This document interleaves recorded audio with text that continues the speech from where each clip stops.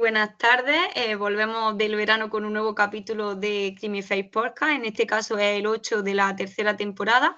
Yo soy Andrea, soy criminóloga, soy también tesorera y community manager de la asociación y me acompaña Víctor, que es nuestro alumno en práctica en la asociación Criminology Fair y estudiante del cuarto curso del grado en criminología de la Universidad de Rey Juan Carlos. Hoy vamos a hablar de la ciberinteligencia como nueva frontera profesional y para eso pues estamos contando hoy con la compañía de Ainhoa Guillén, profesional especializada en los campos de ciberinteligencia y cibercrimen. Te doy la bienvenida, Ainhoa. Nada, gracias a vosotros siempre por contar conmigo.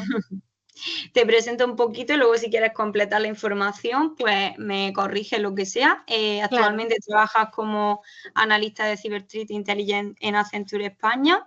Además tienes experiencia de más de 5 años en el ámbito de la ciberinteligencia y el análisis de la inteligencia. Y aparte de esa experiencia técnica, yo te conozco sobre todo como fiel defensora de la divulgación, realizando muchos posts y de gran interés en LinkedIn sobre el cibercrimen y también de formación, ya que impartes clases en el KS School y cofundaste el proyecto de Ski de Air, centrado en el CTI y ofreciendo investigaciones al respecto, entre otras muchas cosas que vemos que haces. En cuanto a la formación tuya, tengo que confirmar que eres graduada en criminología, como no, por la Universidad de Murcia y tiene un máster además en ciberseguridad por la Universidad de Castilla-La Mancha, además que ha realizado pues cursos de ciberinteligencia, UMIN, seguridad informática, entre otros.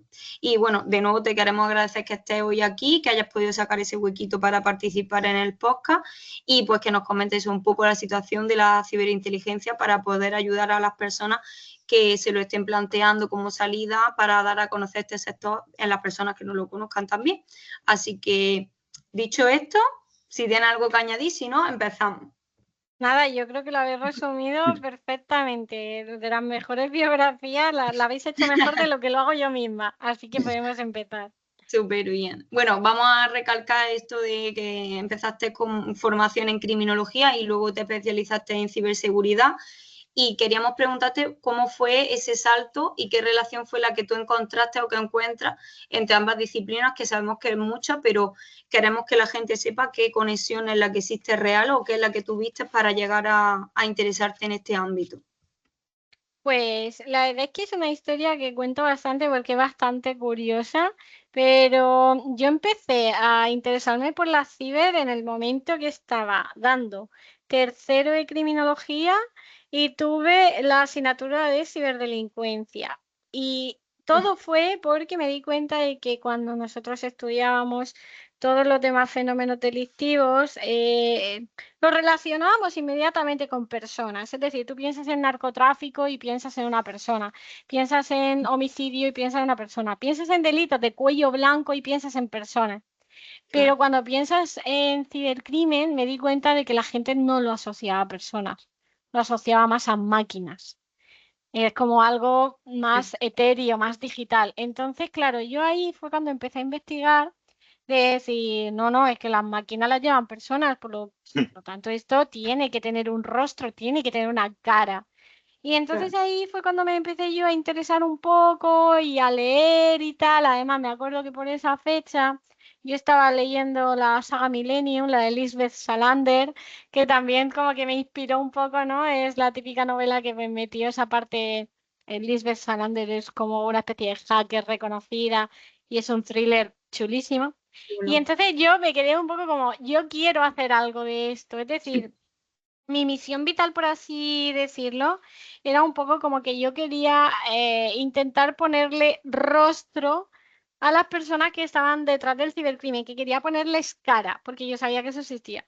Entonces, el TFG, por supuestísimo, lo hice de ciberdelincuencia, de hecho lo hice de ransomware, del caso de WannaCry por allá por 2017. Y, y nada, y tenía muy, muy claro que me quería dedicar a esto. Entonces, enseguida, pues la verdad es que ni siquiera no hice el máster y luego me puse a trabajar, sino que fue incluso al revés. Primero me puse a trabajar, que yo empecé como analista de fraude en Madrid, y Qué después, bueno. cuando ya tenía un año de experiencia y ya pues también tenía una situación económica un poco más favorable, aunque bueno, primer trabajo y viviendo en Madrid, favorable, ahora lo pienso y no era.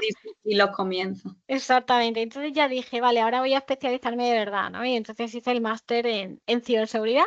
Y sí que es cierto de que me dio un poco una especie de inseguridad que observo hoy en día en muchos criminólogos, que es yo no soy ingeniera, no voy a saber, no voy a poder sacarlo, ¿no? Así que me dio un poco como eso, pero luego pensé y dije, actitud tengo de sobra y yo siempre he sido muy echada para adelante. Y dije, ¿por qué ellos lo van a poder aprender y yo no? Vale. Pues exactamente, ¿voy a ser yo menos? Pues no, sí me saca estadística en la carrera que me pareció un infierno, seguro que con esto también puedo. Sí. Y Vamos. efectivamente, pude de sobra, o sea, me lo saqué perfectamente, igual que el resto de mis compañeros, porque luego descubrí que los informáticos tampoco tenían ningún tipo de idea sobre seguridad, porque no se lo forman en la carrera, no se lo dan. Entonces Claro. ellos venían tan de nuevas como yo. Es algo que supongo que Entonces, se va aprendiendo, ¿no? Con la sí, experiencia, como todo. hicimos alianzas ahí, Entonces el que sabía más de código echaba una mano, yo que eso era como la gran pensadora echaba la mano con las ideas, el que sabía un poco más de aquí. Entonces al final pues hicimos una comunidad muy bonita. Mi edición, la verdad que los compañeros fueron lo mejor del máster y lo sacamos todo con creces. Y entonces ahí fue cuando ya empecé de decir, vale, ¿qué rama? Ya las he dado todas las ramas. ¿Qué rama es la que a mí me gusta? Y yo encontré que donde pensé que podía enriquecer más el conocimiento era en la parte de ciberinteligencia, porque era la que realmente se dedicaba a estudiar el fenómeno criminal. A mí muchas veces cuando me junto con algunos criminólogos, sobre todo compañeros míos de carrera, me han dicho, nadie trabaja de criminólogo hoy en día. Y le digo, no, nadie no, yo sí. Pero es que lo que tú haces es ciber. Y yo no. Digo, lo que yo hago es criminología pura y dura. ¿Yo qué me dedico? A estudiar a los cibercriminales, literalmente a sacarles un perfil, a sacarles una motivación, a sacarles una intención, y luego ayudar a planes de defensa, a planes de prevención. Digo, si lo que yo no estoy haciendo no es Si no más, criminología, claro. ¿qué lo va a hacer? ¿No? Entonces me di cuenta de que la gente no asociaba este ámbito con la criminología. Para ellos no era criminología. Y es como, hago mucha divulgación también por eso, ¿no? De hacerle entender a las personas que precisamente este es el campo que los criminólogos tenemos más fácil acceder para ejercer una criminología real. Y además con mucho trabajo de campo y muchísimo trabajo de investigación, de perfilación criminal. O sea, para mí es que me resulta absolutamente apasionante. Y bueno, llevo ya, pues, desde 2019, unos cuantos años ahí súper adicta a esta disciplina, porque es cierto que es como si mi hobby se hubiera convertido también en mi profesión. Así que bueno, soy muy afortunada en ese sentido y por eso doy docencia y por eso también hago divulgación, ¿no? Porque para mí es inconcebible salir del bucle, porque es algo que me apasiona tanto que le dedico pues la mayor parte de mi tiempo y energía a esto. Y al final, bueno, pues oye, pues vas sabiendo cada vez más cosas y Claro. todavía queda mucho camino porque esto es un mundo muy cambiante, Exacto. pero creo que la verdad es que estoy muy contenta con la trayectoria que he seguido hasta ahora y espero poder servir de referencia para toda esa gente que tiene dudas, tiene inseguridad, tiene incertidumbre, que oye, que me vean como ejemplo y que digan sí que se puede, sí que es posible. Y sobre todo con vocación y con ganas, como tú nos lo cuentas, creo que eso es lo más importante. Sí, es absolutamente imprescindible. Yo siempre digo que no te metas en esto por ganar dinero, porque la gente, claro, ve una oportunidad, yo lo entiendo, porque en una carrera cuyas salidas laborales son pues bastante difíciles, la gente suele ver en esto una oportunidad de negocio. Decía, si me meto aquí voy a tener trabajo, voy a cobrar un sueldo bastante decente y voy a poder vivir. Pero ¿qué pasa? Que como no tengas esa pasión y esa vocación, te vas a No, quemar. Es que te vas a quemar. Cuando claro, tú no estás alineado con tu propósito y tienes esa pasión que tira de ti hacia adelante, es un mundo que puede ser muy estresante y muy demandante y, y es probable que te quemes más rápido de lo que piensas. Entonces, la pasión y el interés y la curiosidad son fundamentales. qué bien. Ainhoa, Has dicho que tú empezaste con la ciberseguridad y que luego te especializaste en ciberinteligencia. Al fin y al cabo, ¿podrías explicar un poco cuáles son las principales diferencias entre la ciberinteligencia y la ciberseguridad? Claro. A ver, vamos a pensar que la parte de ciberseguridad sería como la parte más general, ¿vale? Como digamos que sería la disciplina que contempla todas las maneras de hacer seguridad. Por ejemplo, siempre yo hablo de que tenemos tres grandes ramas dentro de la ciberseguridad, aunque hay muchas más, pero sería la parte del Blue Team y todo lo que engloba la defensa, la parte del Red Team y todo lo que engloba el ataque, y luego estaría el Purple Team, que es la parte que debería de poner en contacto y armonizar a ambos bandos para que todo vaya mejor. Pues digamos que la inteligencia sería esa especialidad que está justo ahí en medio. Nosotros a lo que nos dedicamos es a conocer el panorama cibercriminal, a conocer sus técnicas, sus motivaciones, cómo se agrupan y cómo se mueven para luego poder proveer de ese conocimiento a los equipos y que ellos hagan su trabajo en consecuencia. Esto viene un poco como a mí me encanta siempre citar al arte de la guerra de Sun Tzu y decir, si quieres vencer a tu enemigo tienes que conocerlo, ¿no? Tú no puedes crear defensas efectivas si no conoces la forma en la que tu enemigo te va a atacar. Pues la ciberinteligencia es la que provee de toda esa información. ¿Y cómo? Pues con el conocimiento de los actores criminales, ni más ni menos, que son personas como nosotros, que no se piense la gente que, de hecho, ahora estoy haciendo una investigación bastante extensa sobre organización criminal en el ámbito ciber y te das cuenta de que no tiene prácticamente ninguna diferencia con una organización criminal tradicional. Es decir, tienen sus jerarquías, tienen sus propósitos, tienen luego sus empresas, sus formas de lavar dinero, de la misma forma que el crimen tradicional. Entonces, pues, conociendo todo eso, es como nosotros encajamos dentro de la ciberseguridad. Por eso somos un poco como los raritos, ¿no? Porque no somos ese corte tan informático, sino que tenemos aquí pues la gente que venga de ciencias políticas, de criminología, de sociología, súper, súper bienvenida, porque tenemos la base necesaria para poder generar precisamente ese conocimiento. Muchas gracias. Qué guay. Y concretamente, ahora que nos has definido ya como los conceptos básicos de los que partes y sobre todo de los que trabajas tú, que como sabemos actualmente te encuentras trabajando como CTI, ¿podrías explicarnos un poco en qué consiste lo que es el puesto de trabajo como tal y qué tareas realizas tú aparte de las que ya nos has mencionado como pura criminología? Sí, claro. El día a día de un analista de CTI sería más o menos, pues la primera hora te la vas a dedicar a leer las noticias relevantes del día, porque es súper importante estar al tanto de lo que ha pasado. Por ejemplo, la geopolítica nos influye muchísimo. Obviamente, en conflictos, el ámbito ciber es un arma y los gobiernos utilizan ese arma. Entonces, tú tienes que estar muy, muy, muy al día de eso, de filtraciones, de brechas de datos, de los ataques que se están produciendo, porque así es como tú vas a aprender cuáles son las amenazas emergentes y cuáles son las tendencias.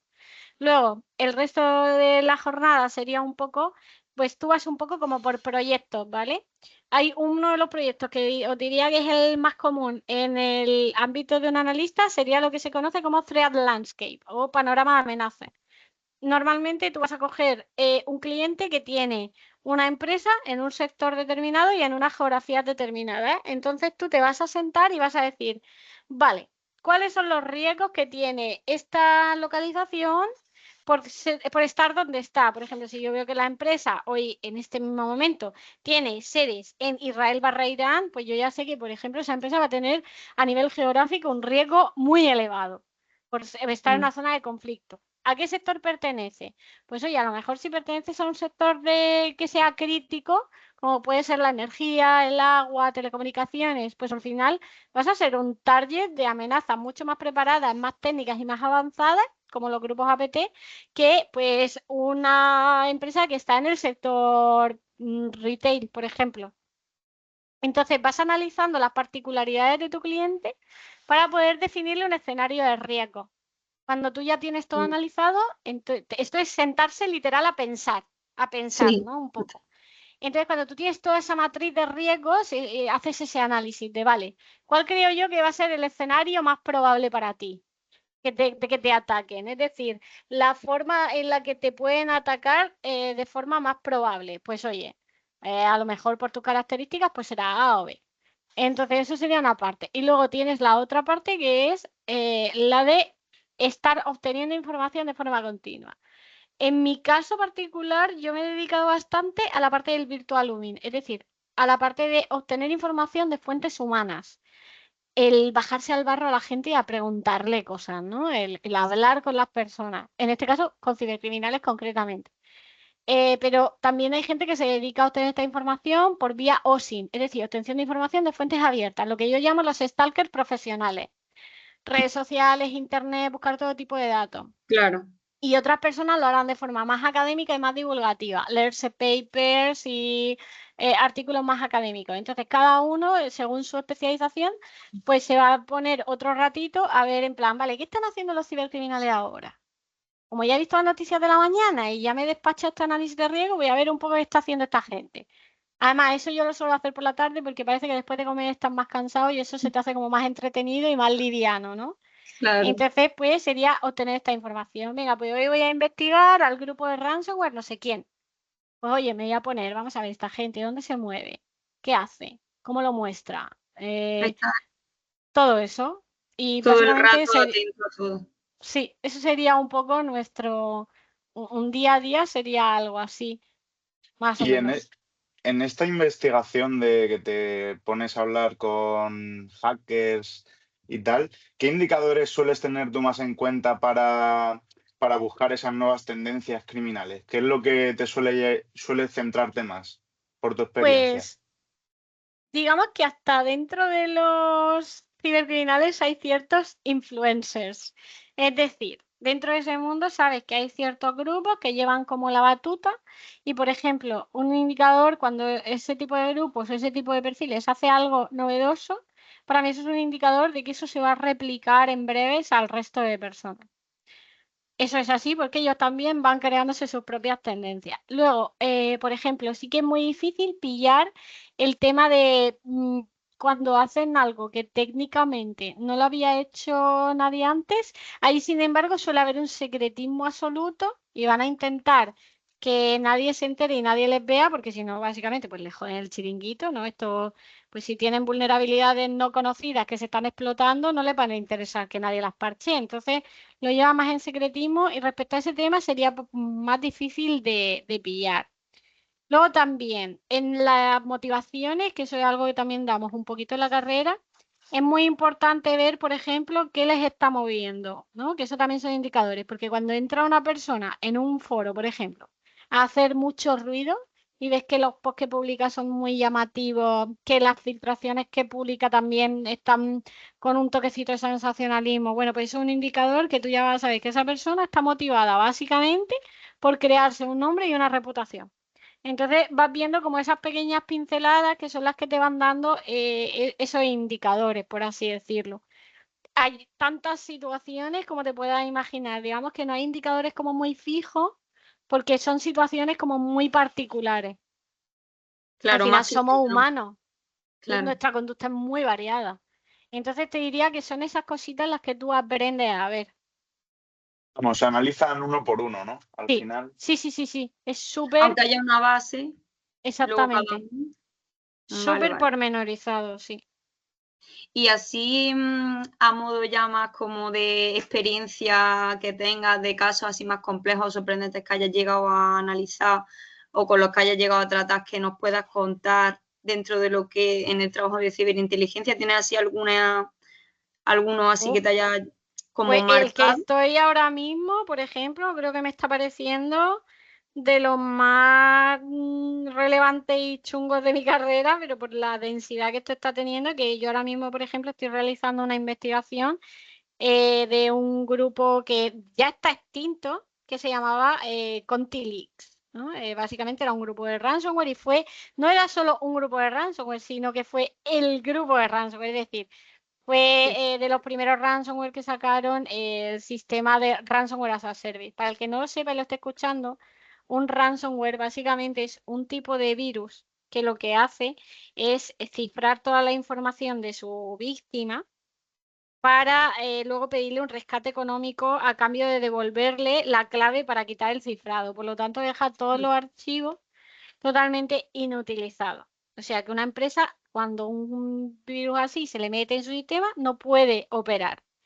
Entonces, este era uno de los grupos, ya os digo, más famosos y que ha hecho historia, básicamente, porque ha sido el padre del Ransomware as a Service, que son los que trabajan ya con una infraestructura cibercriminal. Entonces, pues aquí me ha tocado, hubo en la guerra de Rusia y Ucrania, en febrero de 2022, hace ya, ¿cuánto tiempo ha pasado? Uno de los integrantes de este grupo, que se llama Conti, pues era ucraniano y el resto era mayoritariamente pues de Rusia. ¿Qué pasó aquí? Que por el tema de la política hubieron ciertas, vamos a llamarlo como tensiones internas en este sentido y pues digamos que el ucraniano en cuestión filtró un montón de información del grupo hacia afuera. Entonces, claro, podéis imaginar, ahí había un material para ir repartir. Habían chats, email, transacciones, nombres, apellidos, bueno, había de todo. Entonces, hay un investigador que lo que ha estado haciendo ha sido recolectar toda esa información y ampliarla todavía más con OSINT. Entonces, yo lo que estoy haciendo es recabar toda la información e intentar analizar la estructura.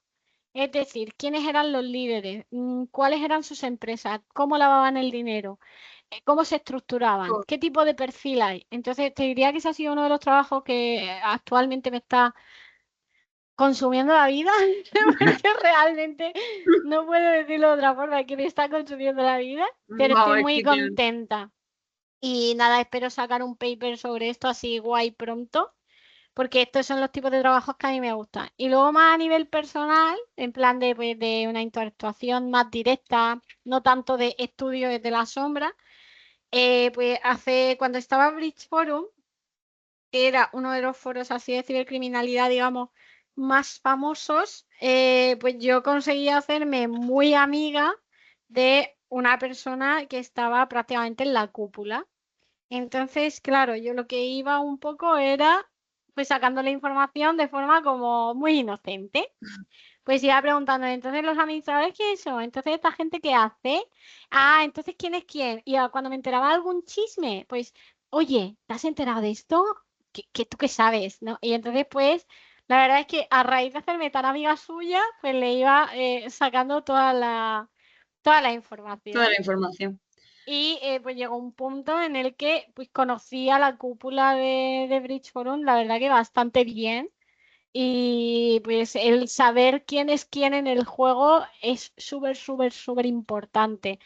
Y bueno, a raíz de eso, pues la verdad es que nos enterábamos de información bastante privilegiada en tiempo real. Y la verdad es que ese proyecto estuvo guay. Lo que pasa es que, bueno, luego el FBI pues vino a cerrarnos el patio del recreo. Y pues ahora hay que buscar nuevas formas, que este verano a ver si me pongo un poco con ello, porque pues, es un canal que yo creo que ya no va a resucitar. Claro. Hay que tener también mucha cara, creo yo, como dices tú, don de gente y eso para poder sacar esa información, porque si no es que te las tienes que buscar sí o sí tú, las bichuelas, totalmente. Sí. La verdad es que hay que ser una persona muy sociable y que te guste mucho hablar con la gente, sobre todo eso, que te guste hablar con la gente y que no tengas vergüenza. También te habrá ayudado para mantener contacto la perspectiva criminológica, ¿no? Sí. No, el no estar tan enfocado a la informática. ¿Y qué opinas de la tendencia que está habiendo ahora de que mucha parte de los criminólogos se estén centrando en ciberseguridad? ¿Le recomendarías quizá que se fueran más enfocados a Ciberintel?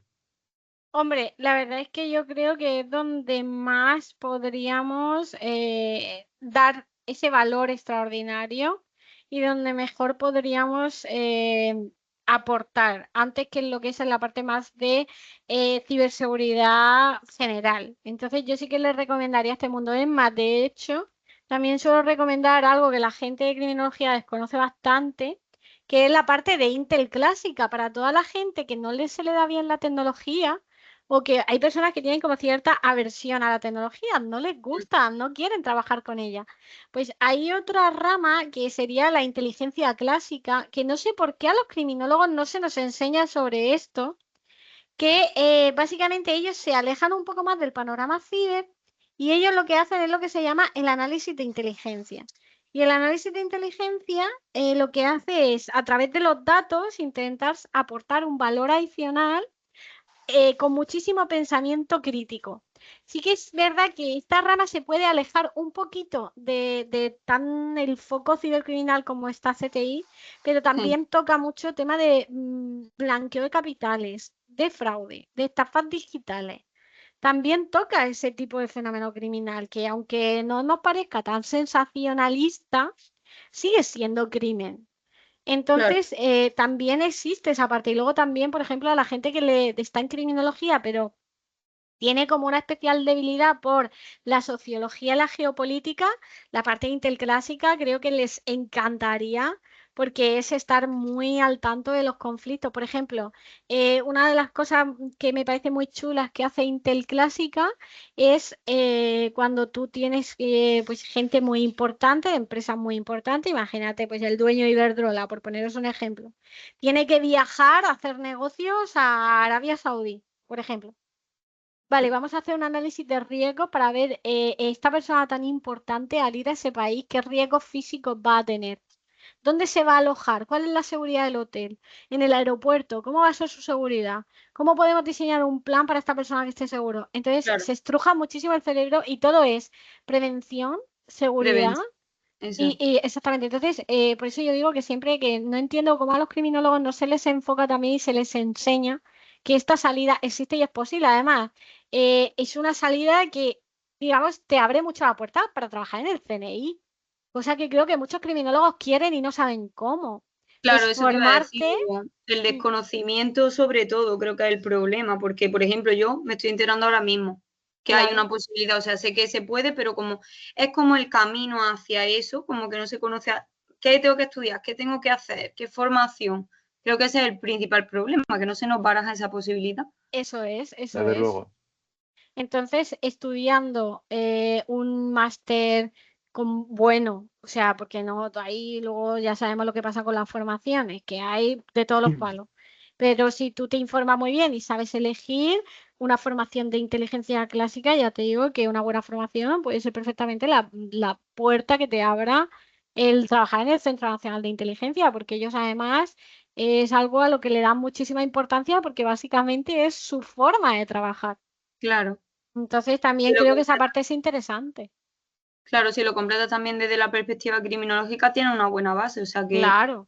es súper interesante también conocer esa posibilidad Mm, de cómo reconducir un poco si no quieres irte a lo puro de ciber. totalmente. ¿Eh?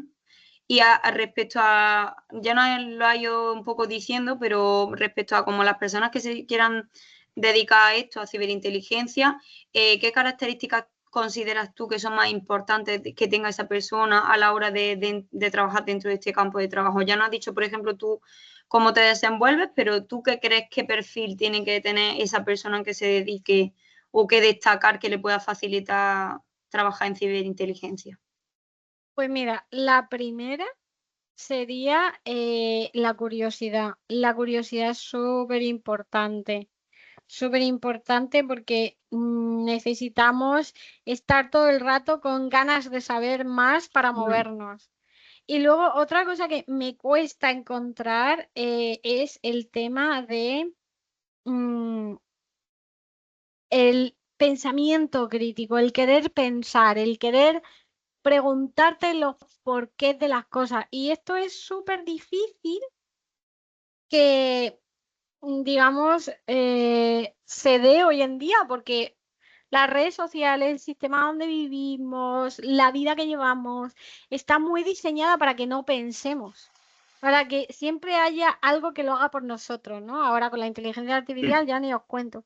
Y no nos podemos permitir eso en CTI, ni en inteligencia clásica tampoco. Claro, como Necesitamos personas que querer quieran llegar pensar, más allá. porque una Sí, máquina no puede sustituirnos. De hecho, cuando todo el auge de la inteligencia artificial, nosotros en el trabajo lo intentábamos utilizar y veíamos claramente en plan de, es que no sirve, es que luego también eso da para otro podcast casi, pero el tema de la inteligencia artificial es que la gente no sabe la diferencia entre un modelo de lenguaje y cómo funciona la inteligencia artificial realmente, pero muchas ganas de pensar, de que te guste sentarte a pensar. sí, Y yo creo que con eso y con la curiosidad es el combo perfecto de lo que llamamos las soft skills. Y que te guste exacto, eso. escribir mucho, que te guste escribir mucho. Que te hacemos Enrollarte. unos informes, puf.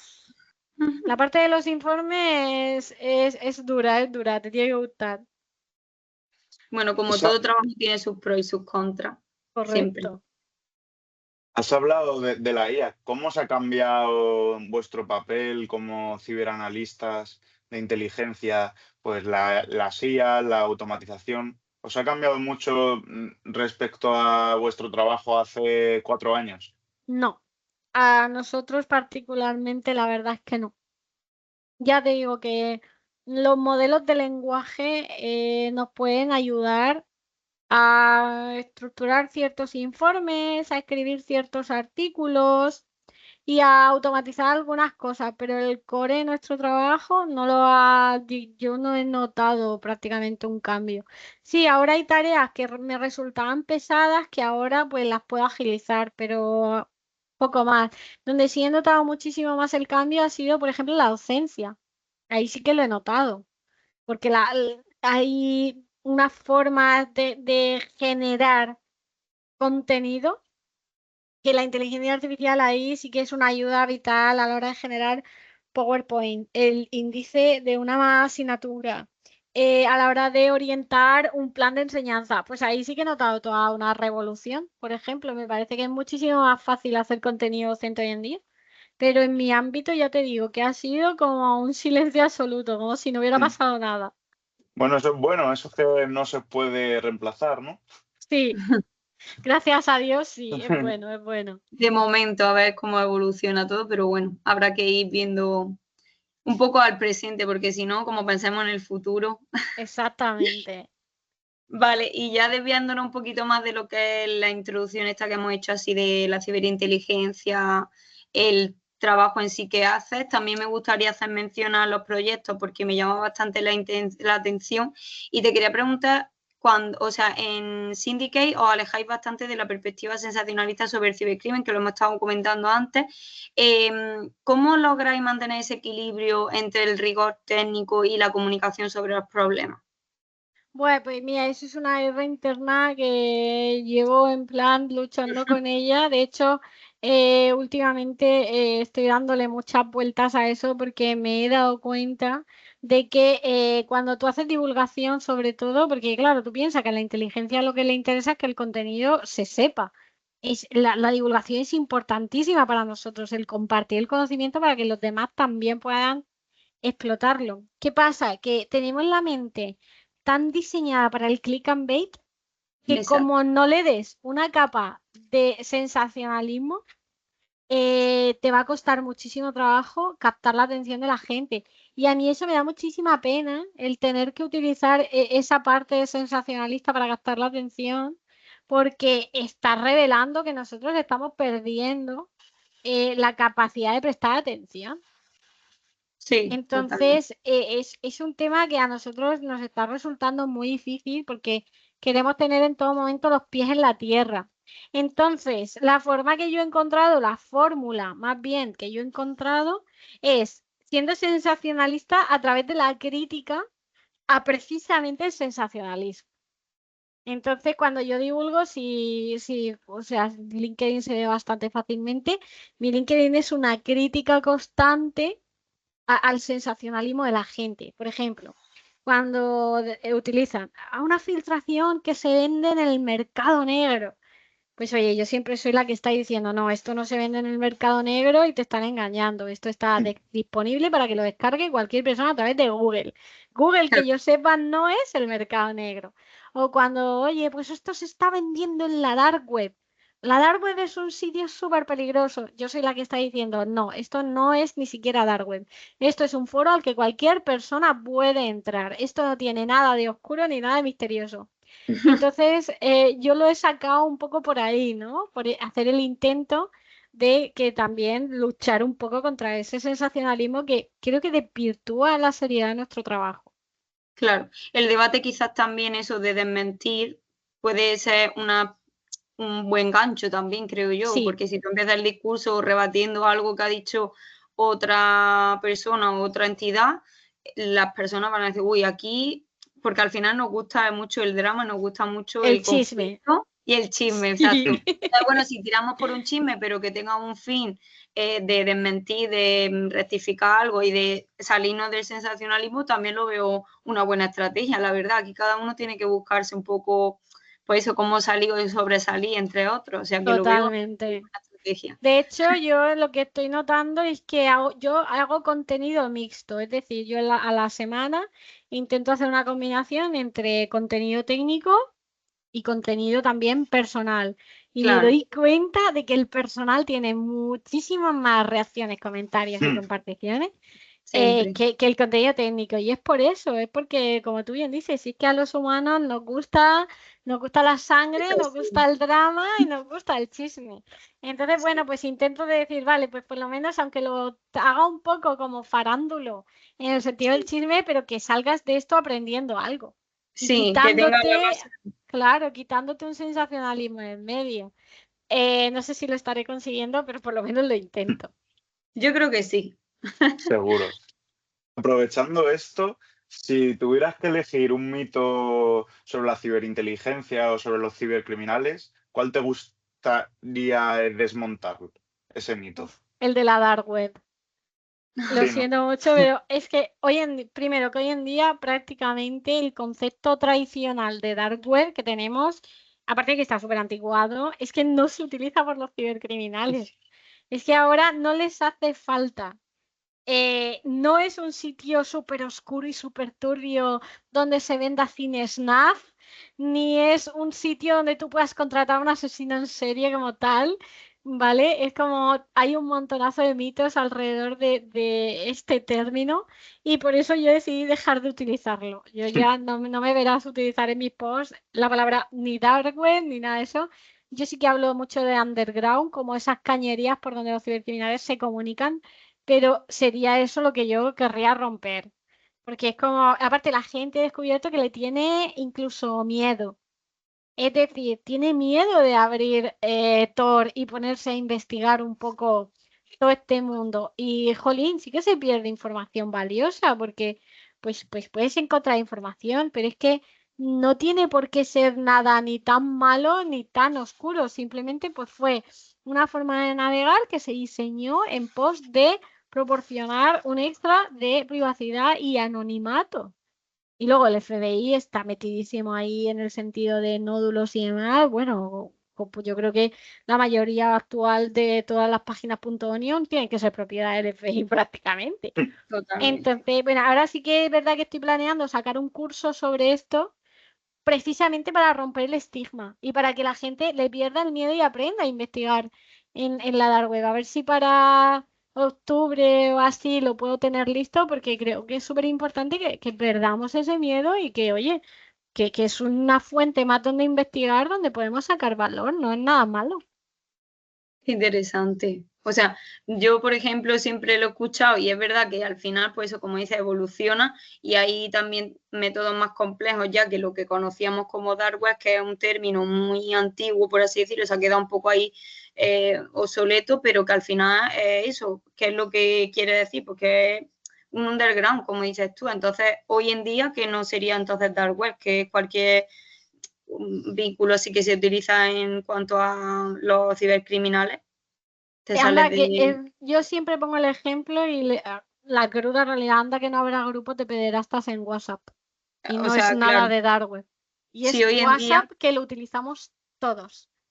Entonces es como no tiene sentido tenerle miedo a una fuente. ¿Que hay que tener precauciones y un pelín de conocimiento sobre lo que estás haciendo? Por supuesto, Siempre. pero que no Siempre hay que que no tenerle sea miedo. frecuente, creo que podéis con tranquilidad.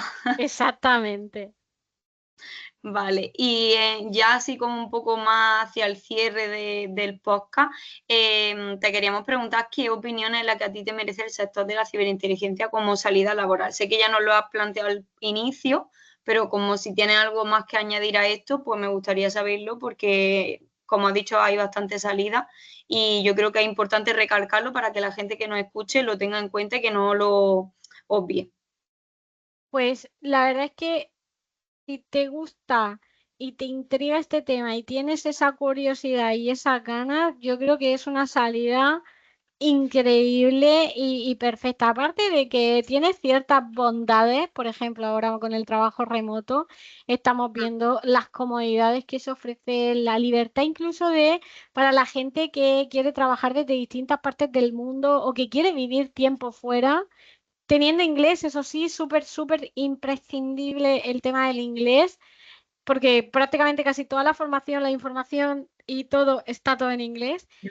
Te da una libertad que creo que otras salidas no te dan.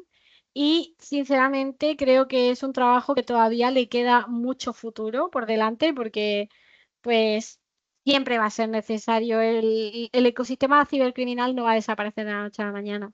Entonces yo creo que si todas estas cosas te atraen, es un camino perfecto y sobre todo si sientes algo de pasión también por la tecnología. Es algo que yo creo que les va a encantar a la gente que se dedique a esto y que además da una posición bastante cómoda para tener una vida bastante con un nivel muy aceptable. Te diría que bastante por encima de la mayoría de opositores, que Wow. sabemos que sí, es real. De hecho, cobramos bastante más que prácticamente cualquier funcionario, pero es normal. Al final, la Hombre, empresa privada no lo tiene requiere el limitación. trabajo, claro. Yo tengo compañeros que están trabajando para Estados Unidos y sus 150.000 al año lo sacan. Eso en España es impensable. Wow. ¿Que tienes que hacer mucha carrera? Sí, Hay que pero por lo currárselo, pero menos hay que como todo. currárselo muchísimo y que tienes que saber inglés como si fueras nativo también. Pero Mm. no, no tiene techo, digamos, prácticamente. Por crecer, tú puedes crecer hasta donde quieras y a mí A eso medida que me gusta. evoluciona el panorama, como bien dices tú, el panorama está constantemente cambiando y evolucionando, pues a la vez vais vosotros a la par. Si te mueves, ya te digo, puedes crecer hasta donde quieras. Qué guay.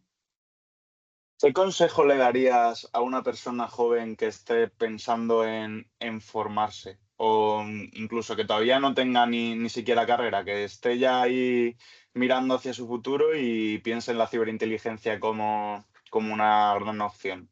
Que aprenda a pensar. Y esto parece muy de cajón, que dice, bueno, ¿cómo voy a aprender a pensar? Si pensar ya sé, te das cuenta de que no sabemos pensar. Que desarrolle las habilidades suficientes para poder coger una noticia y que lo que primero le salga de forma natural sea a quién está beneficiando esto y qué intereses cumple. Que no te quedes con el título, que pienses a quién le beneficia. O que tú leas algo, un ensayo, un lo que sea, y que pienses quién es esta persona, para quién trabaja, qué objetivo tiene con esto, qué quiere que yo piense al leer esto. ¿Me está manipulando? ¿Cómo me hace esto sentir? Así tenemos que pensar. ¿Quién piensa así hoy en día? Nadie. Nosotros leemos un artículo y leemos y ya. Nos quedamos Mm. ahí en lo que hemos leído. Entonces, me parece que lo que le va a dar la distinción al perfil, y de hecho yo cuando he hecho entrevistas de trabajo es lo que busco, no lo voy a engañar, para trabajar conmigo eso es absolutamente imprescindible, aprender a pensar. Sí, y es algo que no le interesa al sistema no quiere que tú pienses. Pues ahí hay que ser un poco break the system y ejercer muchísimo el pensamiento crítico. Más que aprender cualquier cosa, más que una carrera. Yo te diría que yo cogería ahora, hoy en día, un chavalito de 18 años que no tiene carrera, pero que me sepa pensar antes que a un licenciado, máster y doctorado que no sepa, ¿eh? Totalmente. Claro, si no Pues tienes el soft skill que decíamos. no vale tampoco el conocimiento, porque hoy en día estudias pues cualquiera, ¿no? Exactamente. Pues muchísimas gracias, Ainhoa. La verdad que tu participación en el podcast estoy seguro de que ayudará a todas las personas que lo vean con el fin de poder ver que realmente hay salidas para los criminólogos en el campo de las tecnologías. Y nada, eso, que muchas gracias por tu participación.